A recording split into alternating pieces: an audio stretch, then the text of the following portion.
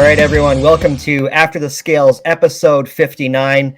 I am Shaun Blight of Canadian Racing Tours with, as always, Jacob Dove of Phenom Motorsports, and we're joined today by Brenden Goodman, who you may follow on Instagram at Branden Goodman Photo. We're all wearing black today. It's a sad day here in Southern Ontario and in Western Central New York. We're in mourning for our Buffalo Bills, and I was going to play the shout song as an intro in case they won, so I can just delete that. Don't need to do that anymore. So we're going to have Matt Williamson on in a little bit, another guy from St. Catharines, Ontario, another Bills fan. So it's a tough day here, but we're going to soldier on. I'm not. Yeah. Yeah, Brandon's he's an Eagles fan, so fly Eagles fly. As the every football fan in the world outside of Kansas City, I'm sure we'll be cheering for Philadelphia. So, oh yeah, Branden, thanks for coming on, man. Yeah, thanks for having me. So we were both at the Chili Bowl, as was our upcoming guest, Matt Williamson. So we'll talk about that with Matt. But I wanted to get your impression because, like me, it was my first time and it was your first time. So, what did you think of the event? Your first time there?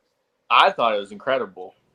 I don't think it could be anything more than what I expected, I guess. It was definitely one of those events that if you have never gone, you have to go because it's not like any local race you've ever been to. Yeah, I was checking out some of your photos there on social media. You probably went through a bunch of photos you got over the week. What were some of your favorites that you may have struck out to you, some of the drivers that you may have caught, or maybe a wreck that may have happened? Most of them were the victory lane, like the people getting onto cars, like Landon Brooks. I know me and Shaun talked about it. He won, and we kind of looked at each other and was like, "Who's Landon Brooks?" Like, but it was cool to see him because not many of us knew who he was, and him winning and getting on top of the car and cheering. I got the photo of him looking down at his crew guys, and I was like, "That's a super cool photo." And then Tanner Thorson getting out of his car off the top, and you can see his baby girl's head like painted onto his helmet. And I was like, that's super cool. He'll love that. But I almost threw that photo away. I was actually showing Jacob Dykstra. I was like, oh yeah, he's got like his family on his helmet. I'll show you. And I'm like going through, and I looked at it, and I was like, it's actually kind of cool. I was like, I might edit that up and then post it, and it blew up. It just went crazy. And then of course the Larson photo of him shrugging his shoulders. Yeah, you were making some pretty cool connections there that weekend too, especially right before I think it was the B main when a lot of the A main guys were watching the track for track prep, and you were showing Kyle Larson and Tanner Thorson, those guys, some of your photos. So what did they have to say? Well, I showed Larson the picture of his pole shuffle where he almost flipped, and I had the outside view of 3, and then I showed him the next lap where he actually made like a really good lap. It was a really good picture. And I went up to him and I was like, I have to show you. I already showed Caitlin before he came into the pits after the pole shuffle, and she was like, that's awesome. Like, you have to show him. And then I seen him up at the top of the ramp, and I was like, screw it, I have to go show him it. And he loved it. And then Tanner Thorson was actually super cool. He said he loved all the photos and everything. He appreciates everything that we all as photographers do. He's like, I love it. Yeah, and being a photographer, tell our viewers how you got into shooting these dirt races, kind of your background, since it's your first time coming on our podcast. So I actually started as a fire crew guy at Tri-City, me and my dad. My dad did it for a very long time. He takes pictures too now. But we were just fire crew at Tri-City, and then after a couple years, we started becoming good friends with Rick Ray, Zach Anthony, and all the photographers in our local area. And then it got to a point where we were kind of like, I wonder if we could get into like taking pictures. So we kind of messed around with that while doing in the fire safety stuff. And then once we realized that it was way less stressful to just take pictures than it is to do all the fire crew stuff, we kind of just did our thing together as G&G photography. And then it was like 2-3 years later, we ended up doing our separate thing. We still take pictures and stuff all the time as father and son, but we just have my stuff and then his stuff, and then my brother just started doing it. So it kind of started as like a random thing to kind of get out of doing the safety crew stuff. So And you're in Western Pennsylvania. I think you and I met at Sharon for the World of Outlaw late model show there, where Bobby Pierce won back to back, and then we saw each other again at Mercer Speedway for the 410 show. And it's a really cool little fraternity, and I kind of just started in it. yeah. But running into the same faces, every few weeks or every few months, it's been really cool. And it was really cool to hang out with you at Chili Bowl and see you kind of hanging out with all the other photographers that were there. What's your enjoyment level? Because I know you were like me, like smile on your face the whole time. So when you're hanging out with those guys, it's pretty cool. Yeah, it's cool because it's top. It's one of the biggest photographers in the world are there, and it's cool to have like Chad Warner and like Jared from Ascent Media. Then you have Brandon Ballman. Like you have all these amazing photographers, and they're all so respectful of each other. So it's like everyone has the same mutual respect. Like there's no one there that I talked to or first time meeting that were like, oh, we don't know about this kid. We're just gonna kind of leave him alone. We haven't seen him here before.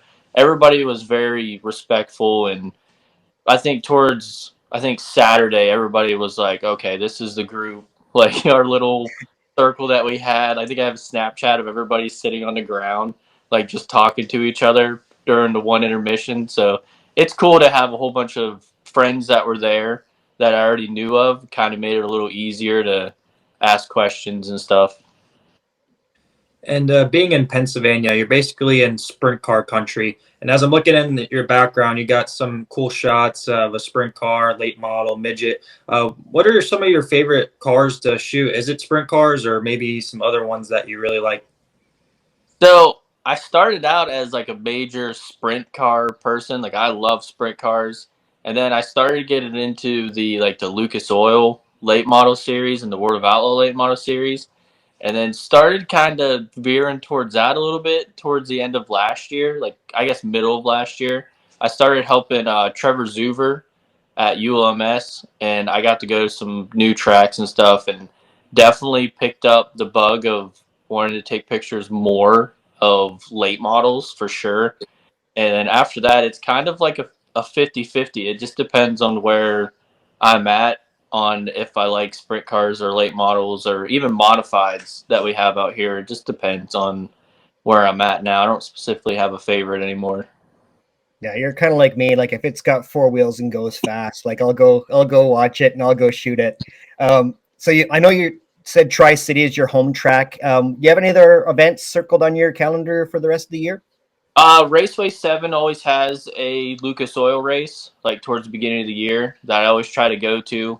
There's a couple photographers like Zach Anthony and everybody that we try to head to that because we don't really go to Raceway 7 that often, and we definitely like to give support to as many tracks as we can. But I like Raceway 7, definitely the World of Outlaws and stuff at Sharon, and definitely the All Stars coming to Mercer twice this year is definitely going to be a bucket list event for them this year. So I'm excited to see how that goes. And I know we got your Instagram down below here on the ticker, but go ahead and share with our viewers where they can find you on social media platforms. Yeah, you can go on Facebook. It's just Branden Goodman Photography. Instagram, like you said, Threads is the same as the Instagram.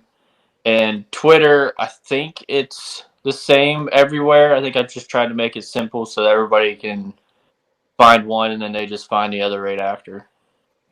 Perfect. Well, you're going to stick around. We've got Matt Williamson coming up. I know you got to, I don't know if you've met him before Chili Bowl, but I know you got to talk to him quite a bit like I did.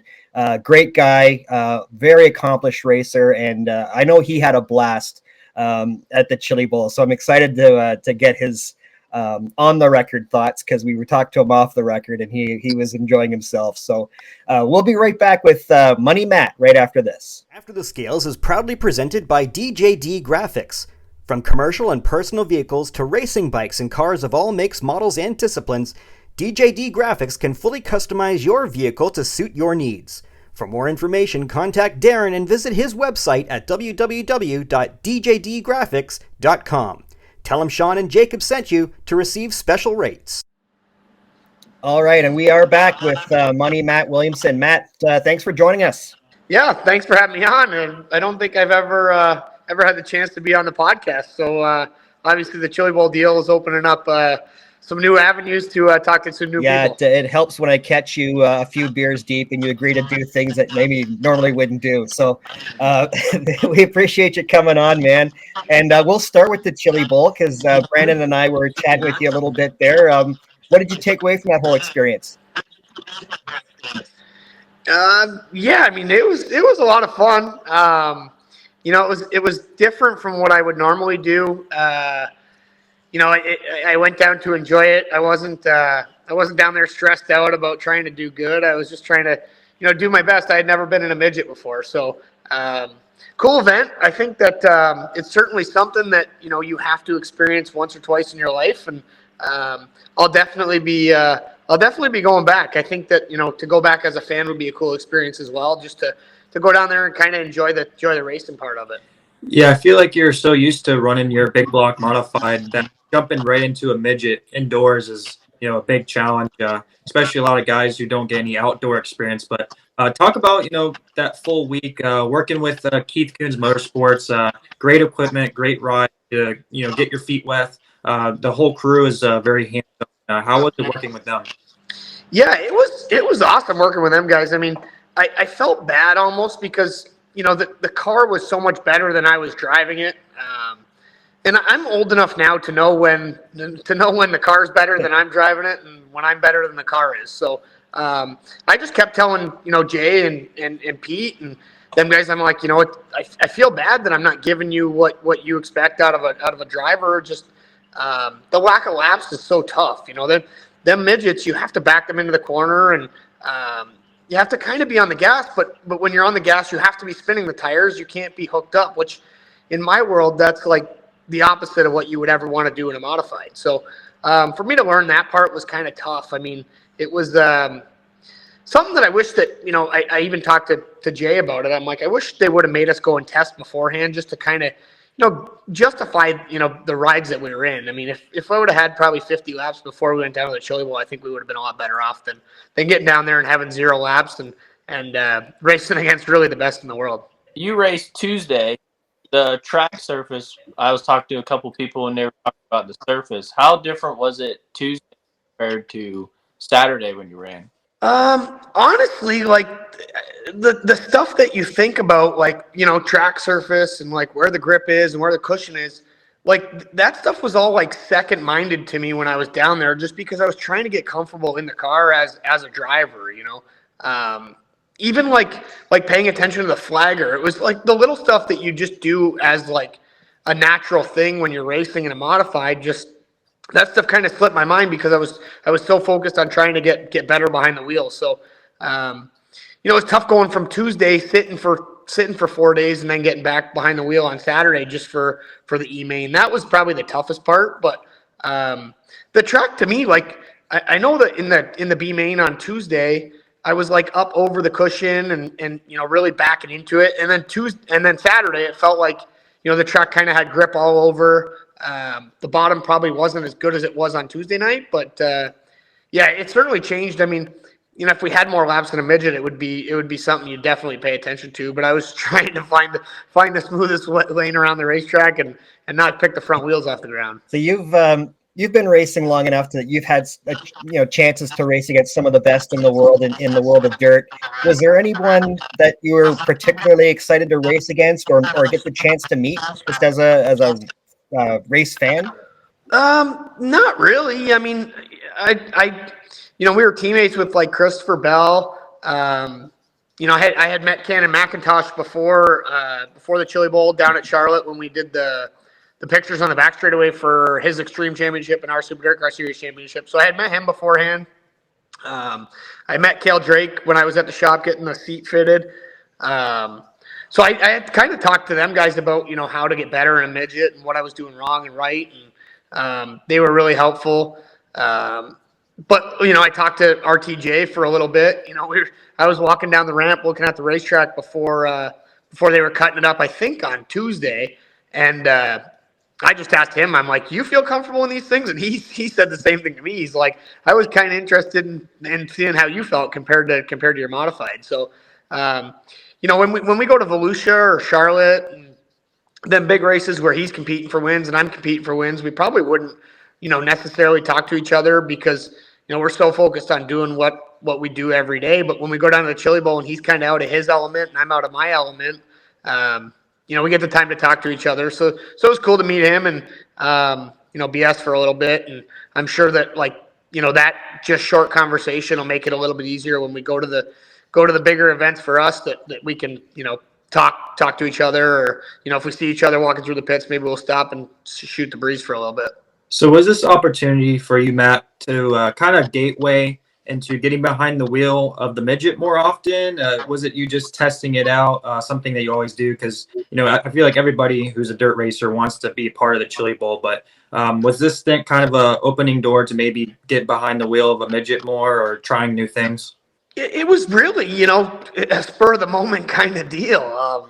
I never really, I was pretty vocal before this whole deal happened that I didn't really have any interest because I felt like, there's people, and my thoughts really haven't changed. I think that there's people that, do it a lot more often than I do to go down there and try and compete for a win is probably, out of the question. But I don't know. I mean, I think that, if we would have raced, 2 times or even 1 time before we went down to the Chili Bowl, I think that, then you make it easier to qualify for the A main on your prelim night.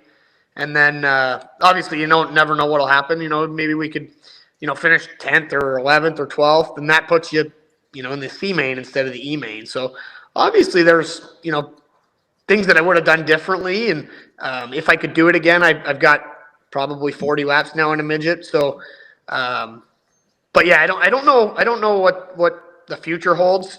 There's talk about doing, 4 or 5 races and then possibly the Chili Bowl again next year. But at the end of the day, I gotta focus on my modified stuff because to race for a living, you really gotta go to the races that pay the money, and you gotta do the things that pay the money. And I don't think anybody's gonna pay me to go to the Chili Bowl and race and finish 10th in the E main. So yeah, it's something I'd love to do again. Obviously, we're not doing much around that time of year, and snowmobiling's probably the only thing that I would be doing other than going to the Chili Bowl. So yeah, if the opportunity came about to do it again, I would certainly think about it, but it's not probably on my top priority list right now. Yeah, so shifting gears to your modified, 2024 was okay for you. Ransomville Speedway Track Championship, 4th year in a row. Land of Legends Track Championship, Super DirtCar Series Championship. So, I mean, where do you go from there? Like, how do you improve on all that? Like, what are you planning for 2025, Matt? Yeah, it's man, 24 flew by. It was a year that I didn't think, with the whole tire debacle in 23, I didn't think that 24 was going to be, as good as it was, just because, you're going to a new racetrack. You got all this pressure that people think you're cheating and you're trying to prove you're not cheating. And, you're kind of taking your small block program and turning it into a big block program. And, we went out and got a motor over the winter, and we really focused on trying to go down to Land of Legends and run good and, be competitive, I should say. And that turned into a championship that I probably never thought we could get, in the first year going down there anyways. And then the Super Dirt Series, it just seemed like, everything could go right for us at all these races. We drew good numbers sometimes, and when we didn't, we had a good enough car to drive up to the front. I take Albany, for example. I think we drew 11 and still won there. So we had a good car. I mean, the 88 was rolling good. Both the small block cars were rolling good. Just I struggled a little bit on American Racers, and I think that going into 25, if we could focus on getting better on American Racers and on the Short Track Super Series, I think that's probably the only thing that I would probably try and improve on from last year. You mentioned the 88 and the 6. What is the deal there? Do you only run the 88 for the Super Dirt Car stuff? 6 like normal, like your own thing? Like what? How do you go about doing that? Yeah, so I essentially have 3 car owners. Buzz Chew is the 88 car. That's the Super Dirt Series car. Pretty much all the big races on Hoosier tires. Paul Went and Pete Coco own our Ransomville car that we raced. We raced that out at Oswego. We won the small block race with that, and then Eastern States small block race as well. And then I raced for Jeff Barrett and Harry Barrett on the Short Track Super Series, and pretty much all the big races at Middletown we do with them. We got a pretty good deal. We split it up so that basically probably everybody does around 20 to 25 races. And then I got, the S&W 6. That's the family-owned car. Wayne Kahn and my dad kind of own that deal together, and that's the one that I'm actually behind me. I'm building. I don't know if you guys could see. I'm building a new big block for that one, and that's the car that I got to work on all the time. If I screw it up, I got to work on it. If I win with it, I get to wash it and put it back in the trailer and race it again the next week. So, but yeah, I got pretty good team behind me. I mean, everybody that helps me out is awesome. I mean, I can't thank them enough. And the last time I seen you, Matt, run was at the Charlotte World Finals. We were able to capture the Super DirtCar Championship. Really exciting fashion, because going into that weekend, you were in a tight points battle between yourself and Matt Shepard. Just talk about, that weekend as a whole, how, rewarding it was to get that second championship and against one of your fierce rivals. Yeah, it was tough. I mean, that week, we take like just to kind of get off topic a little bit, but still on topic. It's just a story. We went down to the Chili Bowl and everybody asked if I was nervous, and I kept, describing Charlotte. I'm like, it's a different nervous. You know what you have to do when you go to Charlotte and you're racing against a guy like Matt. He's like the Kansas City Chiefs to the Buffalo Bills. The guy's won 10 of them, and he's the guy. So to go down there, we knew that we had to run good. We had the best car, I felt, all year. We had one DNF at Weedsport that kind of took us out of the contention to go down there leading the points. But the first night down in Charlotte, Matt had the same misfortune, and that kind of evened the playing field. And then we were able to hold on the last 2 nights and get a point championship out of it. But it was nerve-wracking. I was seeing things in the race car and feeling things in the race car that I've never felt before, just because I was trying to dot my I's and cross my T's and make sure that I told the guys everything that I could, so that we didn't have any mechanical failures. So super cool to get it done. I thought that almost winning the second one was harder than winning the first one, just because the first one you don't expect, and then every year after that you expect them. So to get the second one out of the way is a big weight off my chest, and hopefully we can go this year and start in Florida, and we get a reset for the points, but it's always nice to go down there in Florida and set the tone on what you can do for the year. First off, I'll say never compare yourself to the Buffalo Bills, Matt, because I've seen you win 2 championships in my lifetime. So don't sell yourself short.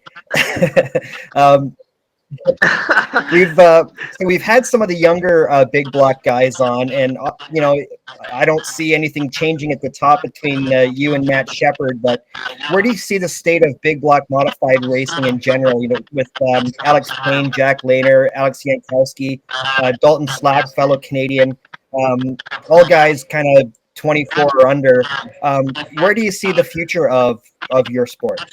Yeah, I think it's in good spot. As long as the people that make the decisions on rules don't really change too much, I think that we're going to be in good shape in the future. Obviously, with the guys you just mentioned, there's a lot of young kids racing that do a damn good job, and maybe the modified stuff. There's a lot of young kids, but then coming back from the Chili Bowl, damn, we're racing against like 13-year-olds down there, so that can wheel midgets. So. But no, I think the big block stuff's in a good shape. I think that, there's some rule changes that need to happen to probably make the division grow as a whole a little better. But, the Super Dirt Series does a good job at talking with the drivers and trying to get like a committee together on basically the future of the sport and how to. I think that we put on some good races this year. There was some, damn good races. There were some boring races, but for the most part, I think. Anywhere we traveled, whether it was Quebec or Charlotte or Florida, there was always, 1 or 2 races that stand out in each region at different racetracks that hopefully gave the fans something to go home and talk about. And that's all you can ask. You hope that it's competitive enough that, the fans come to the races and not know who's going to win.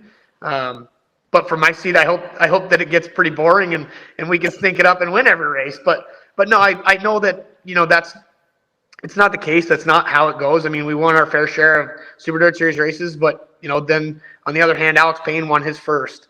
Up in Quebec, it was Mikel Perrant winning his first. There was a bunch of wouldn't have went to the racetrack and said, "Hey, those guys are going to win tonight." So I think that the division's in a pretty good shape, in a good position going forward, and hopefully, it can only grow. Brandon's got something that he wants to show you, hanging out in his man cave. Yeah. So this is the Ryder Memorial check that you won at Mercer in 23. Oh, no shit. That's cool. That's cool. Yeah. The guy that was doing it messed up the quality of the picture in the background, because the picture in the background is one of mine. And Okay. it like messed it up. So he reprinted it. Well, he gave me the app. I had no clue. Won the race.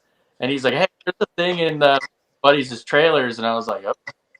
Didn't even know what to talk about there. And I was like, "That's super cool." That was cool. That's awesome. Yeah, I got one of them hanging in the race shop. I actually took the picture you sent me from, I can't see my camera right now, but I got your picture hanging up behind the Chili Bowl picture hanging on the wall. So, yeah, it's pretty sweet. That's awesome. I know Brandon, when he tried to take it to the bank like Happy Gilmore, they just laughed him out of there. But yeah, you got to try at least once. I wanted to ask Matt, since I'm down here living in Florida, about 40 minutes from Ocala Speedway, was just at Volusia Speedway Park for the World of Outlaws late models. Sean's coming down from Canada, staying with me for Lucas Speed Week. But you guys are going to be coming down here with the Super Dirt cars. Just talk about how you're gauging for the Florida track. It's a lot different than some of the other tracks you race on, especially in New York. Yeah, we're heading out, I think, next Thursday to come down. We're going to go test it in South Carolina, and I'm looking forward to going down there. It's always pretty fast. The racetrack suits my driving style, so that's always cool. And so, Matt, we usually like to promote drivers' merchandise on our podcast, and you have some pretty cool new-looking designs. Sean's going to pull up some pictures. Just talk to him about it. You got some Michelob Ultra themed ones. Just tell us the story about some of these themes and who designs this merch. Yeah, so Gene at ASI actually came up with the idea. He had done a couple beer-styled T-shirts before that sold really well, and obviously with the way we celebrate and crush beers on top of the roof, it was easy to pick a Michelob Ultra can. And it's funny, people make fun of me for liking Michelob Ultra, but really, I'll drink any beer. I don't give two shits. As long as the beer's cold, I'll drink it. It just so happens to be the most popular beer that's in every cooler around Victory Lane, so it works out good. Yeah, and then we've got your two-time Super DirtCar Series shirt. So some of these are available in hoodies, sweatshirts as well. So I just wanted to point that out. You can also go to the QR code at the top left of the screen. You can scan that. That'll take you right to Matt's merch. We always like to promote some cool-looking shirts when we see them. So. Yeah, that's awesome. Thanks, guys. I didn't even know I had a QR code, so that's cool. All right. So before we let you run, I know you got a big hockey game tonight. You're auditioning for your next career as a Toronto Maple Leafs forward. We got our DJD here rapid fire segment. We've got 10 questions for you, Matt. We're going to fire them off to you. So we like to have some fun with our guests, get to know them a bit more. So here they come. All right. Who nicknamed you Money Matt? I think it was Tim Pitts from Orange County. We won the Centennial race, and I think that coming across the line, he said something, and then the next race we went to, I think we won Super Dirt Week that year, and then it just kind of stuck after that. So it's if anybody knows my old nickname, they would understand that I don't dislike Money Matt as much as I disliked my old nickname. So I'm not going to bring it up. If you know it, you know it. If you don't, you don't. All right. So you tried the midget. What would you like to try next if you could? I'd like to try a super late model. obviously on dirt. But yeah, I mean, I would like to drive anything really. I mean, if you had an unlimited budget, a Formula One car would be pretty cool to try. But a dirt late model would be probably the next thing that I think that I could go and try and see if we can put our hat in the ring. All right. So unfortunately, you got to experience this. So what's worse to flip in, a midget or a modified? Oh, modified by 1,000. I think I didn't really.